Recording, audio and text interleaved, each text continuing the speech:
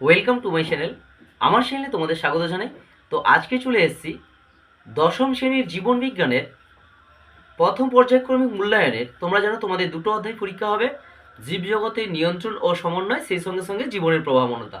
তো এই দুটো অধ্যায়ের ভেতরে জীবজগতের নিয়ন্ত্রণ ও সমন্বয় যথেষ্ট বড় চ্যাপ্টার। এই চ্যাপ্টার থেকে তোমাদের টোটাল 5 5 10 নম্বরের এমসিকিউ এসিকিউ আসবে এবং তার সঙ্গে সঙ্গে 2 নম্বরের প্রশ্ন আসবে টোটাল 3টে এবং 5 নম্বরের প্রশ্ন আসবে 2টো। তো আমি পরবর্তী লাইভ ক্লাসে যখন ছাত্রছাত্রীরা উপস্থিত থাকবে সেই সময় কিন্তু জীবজগতের নিয়ন্ত্রণ ও সমন্বয় থেকে কি কি প্রশ্নগুলো এবছর তোমাদের প্রথম পর্যায়ক্রমিক মূল্যায়নে 40 নম্বরের ভেতরে আসতে পারে সেই প্রশ্নগুলো অবশ্যই আলোচনা করব। তো আজকে আমি তোমাদের কাছে এই দুটো অধ্যায় থেকে সবচেয়ে গুরুত্বপূর্ণ যে প্রশ্নগুলো, একটা 40 নম্বরের সেট আপ, যেটা প্রথম পর্যায়ক্রমিক মূল্যায়নে তোমাদের যেভাবে প্রশ্ন হবে হুবহু সেভাবে সাজিয়ে তোমাদের কাছে আলোচনা করব। এবং তার সঙ্গে বলে রাখি, এটা কিন্তু প্রশ্ন প্রস্তুতি 2025-এর বই থেকে তোমাদের কাছে আলোচনা করব। তো সেই প্রশ্নগুলো পরবর্তীতে উত্তর সহ আলোচনা করব। এখন শুধু প্রশ্নগুলো তোমাদের কাছে আলোচনা করছি। দেখো এই প্রশ্ন সেট আপগুলোর মধ্যে থেকে তোমরা প্রথম ও দ্বিতীয় অধ্যায় থেকে প্রথম পর্যায়ক্রমিক মূল্যায়নে যে প্রশ্নগুলো আসবে তোমরা কতটা রেডি হয়েছো। এবং সেই সঙ্গে সঙ্গে বলে রাখি, যদি প্রত্যেকটা বিষয়ে ভালো নাম্বার পেতে হয় তাহলে কিন্তু তোমাকে সিলেবাসটা ভালো করে জানতে হবে। যেমন এই প্রথম পর্যায়ক্রমিক মূল্যায়নে তোমাদের দুটো যে চ্যাপ্টার বা অধ্যায় পরীক্ষা হবে, এই অধ্যায়গুলো থেকে তুমি যদি প্রথম অধ্যায়টা ভালো করে করো তাহলে সেখান থেকে তুমি বেশি নাম্বার পাবে। কেননা প্রথম অধ্যায় থেকে তোমাদের প্রায় থাকবে 26 নম্বর। তাহলে 26 নম্বর থাকে প্রথম অধ্যায়, আর বাদ বাকি নাম্বার অর্থাৎ 14 নম্বর থাকবে দ্বিতীয় অধ্যায় থেকে। তাহলে 26 নম্বর যেহেতু প্রথম অধ্যায় থেকে থাকবে, তাহলে এখান থেকে ভালো করে প্রশ্ন পড়তে হবে। আমি কিন্তু অটোমেটিক এই চ্যাপ্টারের পার্ট পার্ট ধরে, অর্থাৎ জীবজগতের নিয়ন্ত্রণ সমন্বয় থেকে উদ্ভিদে, পরবর্তীতে প্রাণীদের, এভাবে পার্ট পার্ট করে কিন্তু প্রশ্ন রেডি করেছি। আজকে শুধুমাত্র একটা প্রশ্ন সেট আপ তোমাদের কাছে তুলে ধরছি। পরবর্তীতে ছাত্রছাত্রীরা উপস্থিত থাকবে, সেই সময় প্রশ্ন উত্তর সহ তোমাদের কাছে আলোচনা করব। তো দেখা যাক 40 নম্বরের একটা প্রশ্ন সেট আপ, যেটা তোমরা প্রথম পর্যায়ক্রমিক মূল্যায়নে স্কুলে পরীক্ষা দেবে, সেরকম একটা সেট আপ তোমাদের কাছে তুলে ধরছি। তোমরা কতগুলো উত্তর পাচ্ছ, কতগুলো পাচ্ছ না, কতগুলো অসুবিধা হচ্ছে অবশ্যই আমাকে জানাও। দেখা যাক প্রশ্নগুলো। প্রথম প্রশ্ন, মানব মস্তিষ্কের ওজন কত? 1.36 কেজি, 1.36 গ্রাম, 1.36 গ্রাম, 136 গ্রাম এবং 0.136 কেজি। উত্তরটা কী হবে অবশ্যই তোমরা করো, আমি কিন্তু প্র্যাকটিস সিরিজ হিসাবে তোমাদের কাছে আলোচনা করছি। পরবর্তী প্রশ্ন, মানুষের কোরটির স্নায়ুর সংখ্যা কত? 12 জোড়া, 12টি, 31 জোড়া, 31 জোড়া, 31 জোড়া। পরবর্তীতে হাইপোথ্যালামাস কোন পিটুইটারি হরমোন সংরক্ষিত রাখে? ADH, TSH, thyroxine, ACTH. অবশ্যই প্রশ্নগুলোর উত্তর কিন্তু কমেন্ট বক্সে জানাও। বীজবিহীন ফল উৎপাদনে সাহায্য করে IAA, ফ্লোরিজেন, কাইনিন। পরবর্তীতে মানবদেহে অটোজমের সংখ্যা কত? 40টি, 44টি, 48টি, 45টি। মনে রাখবে 6 নম্বরের 1 নম্বরের 6টা প্রশ্ন, 40 নম্বর টোটাল পরীক্ষা হবে, তার ভেতরে 1 নম্বরের এই 6টা প্রশ্ন প্রথমে আলোচনা করছি। পরবর্তীতে মানবদেহে অটোজমের সংখ্যা 40টি, 44টি, 48টি, 45টি।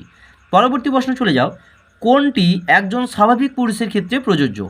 44A+XY, 44A+XX, 44A+XXY এবং 44A+XXY। এবারে তোমরা অবশ্যই কিন্তু জানাও উত্তরগুলো কোনগুলো হবে এই 4টার ভেতর থেকে। পরবর্তী 2-এর দিকে চলে আসি। সর্বোচ্চ প্রভুগ্রন্থি হলো পিটুইটারি, সত্য কি মিথ্যা? 5টা করতে হবে। সর্বোচ্চ প্রভুগ্রন্থি হলো পিটুইটারি গ্রন্থি, সত্য কি মিথ্যা? টিউলিপ ফুলের পাপড়ি অধিক তাপে খোলে, এটি ফটোরেস্টিক চলনের উদাহরণ, ঠিক হবে কি ভুল হবে? অর্থাৎ সত্য অথবা মিথ্যা। মায়োপিয়া হলো উত্তল লেন্সযুক্ত চশমা ব্যবহার করতে হলে হয়, মায়োপিয়া হলে উত্তল লেন্সযুক্ত চশমা ব্যবহার করতে হয়। অবশ্যই বলবে সত্য কিংবা মিথ্যা। ক্রোমোজোমের 2 প্রান্তকে স্যাটেলাইট বলে, সত্য কিনা মিথ্যা?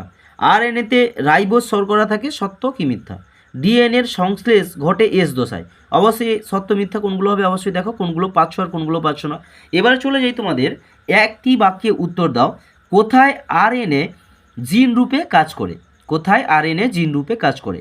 স্যাটেলাইটযুক্ত ক্রোমোজোমকে কী বলে? স্যাটেলাইটযুক্ত ক্রোমোজোমকে কী বলে? এবং বৈসাদৃশ্য বেশি লেখো, TSH, ACTH, GTH, CSF। তোমরা কিন্তু এই ফুল নামগুলো করে রাখবে। TSH মানে থাইরয়েড স্টিমুলেটিং হরমোন, ACTH মানে অ্যাড্রিনোকর্টিকোট্রপিক হরমোন, GTH মানে gonadotropic hormone, CSF cerebrospinal fluid. অবশ্যই কিন্তু এখান থেকে কোনটা বৈসাদৃশ্য বা বাদ যাবে। পরবর্তীতে একটি নাইট্রোজেনবিহীন উদ্ভিদ হরমোনের নাম লেখো। পরবর্তী প্রশ্ন, দেহের ভারসাম্য নিয়ন্ত্রণ করে মস্তিষ্কের কোন অংশ? চলে যাই শেষ প্রশ্ন, একটি প্রেরক পদার্থের নাম লেখো। অর্থাৎ এভাবে কিন্তু 5 নম্বরের প্রশ্ন আসবে তোমাদের 5টা, 1 নম্বরের প্রশ্ন আসবে 5টা। এই 5টা প্রশ্ন আলোচনা করলাম। এবারে চলে আসি 4-এর দাগ, অর্থাৎ 2 নম্বরের প্রশ্ন। টোটাল 2 নম্বরের প্রশ্ন থাকবে তোমাদের 7টা প্রশ্ন তোমাদের কিন্তু করতে হবে। 7টা প্রশ্ন। প্রথম প্রশ্ন, ট্যাকটিক চলন কাকে বলে? অগ্রস্ত প্রকটতা কি? প্রতিবর্ত ক্রিয়া কাকে বলে? অ্যাড্রিনালিনকে আপৎকালীন হরমোন বলে কেন? ডিএনএ এবং আইএ এর সম্পূর্ণ নাম লেখো। অবশ্যই তোমরা জানো, আমি কিন্তু উত্তরগুলো পরবর্তীতে আলোচনা করব। এবার তোমরা দেখো কোনগুলো তোমরা পাচ্ছ না। পরবর্তীতে ডিএনএ এবং আরএনএ এর পার্থক্য লেখো। অ্যামাইটোসিস কি বা কাকে বলে? মাইটোসিসকে সদৃশ্য বিভাজন বলে কেন? এবং শেষ প্রশ্ন 2 নম্বরের, এসটিএইচ এর অভাবে কি রোগ হয়? ডায়াবেটিস ইনসিপিটাস কোন হরমোনের অভাবে হয়? তাহলে এই গেল 2 নম্বরের প্রশ্ন। এবারে চলে আসি 5 নম্বরের প্রশ্ন। তাহলে 5 নম্বরের প্রশ্ন, মানুষের চোখের অক্ষিগোলকের লম্বচ্ছেদ চিত্র অঙ্কন করে নিম্নলিখিত অংশগুলি চিহ্নিত করো। একটা দেওয়া আছে কোরোয়েড, অপটিক স্নায়ু, আইরিস, স্পিদবিন্দু। এবং পরবর্তী প্রশ্ন, অগ্নাশয় অন্তঃক্ষরা কোষগুলি কি কি ইনসুলিন হরমোনের কাজ লিখো। 2+3, প্রথমটা 3+2। আর প্রফেজ ও মেটাফেজ দশার বৈশিষ্ট্যগুলি উল্লেখ করো। অবশ্যই কিন্তু এটাকে প্র্যাকটিস সেট হিসাবে অবশ্যই প্রশ্ন উত্তরগুলো খুব ভালো করে রেডি করো, যাতে তোমরা কিন্তু প্রথম পর্যায়ক্রমিক মূল্যায়নে সেই সঙ্গে সঙ্গে টেস্ট পরীক্ষার জন্য সম্পূর্ণভাবে রেডি হতে পারো।